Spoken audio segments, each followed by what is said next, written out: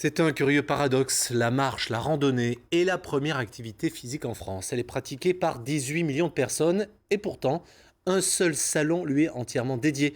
Il a lieu en ce moment à Lyon.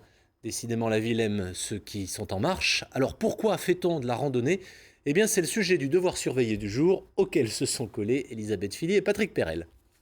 Il y en a de Lyon, tout le monde est de Lyon, non? En petit groupe, 140 marcheurs ont décidé de rejoindre le salon du randonneur à pied en visitant la cité des Gones. La marche, l'activité physique la plus pratiquée en France.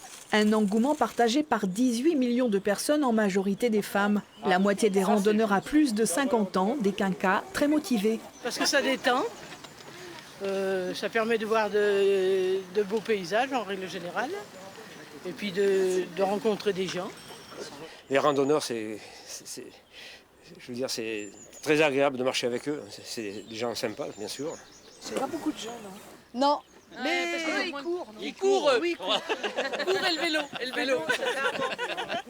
La randonnée est devenue un vaste marché. Il répond aux besoins variés des amoureux de la nature, mais la marche est peut-être aussi une thérapie.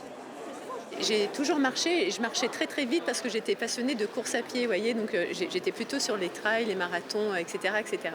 Jusqu'à ce que je me retrouve avec une pathologie articulaire, donc une arthrose carabinée, et on devait me poser des prothèses quand j'ai décidé de gérer le mouvement et ma santé différemment. Et aujourd'hui, effectivement, je marche.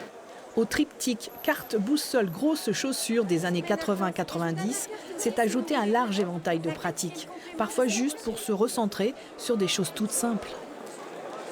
Pour le bien-être, de plus en plus souvent, pour aller à la découverte de l'autre aussi.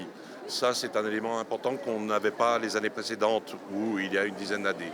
54% des voyages à pied prévus en 2018 se feront à l'étranger. Et pour se décider, des balades virtuelles sont proposées sans bouger.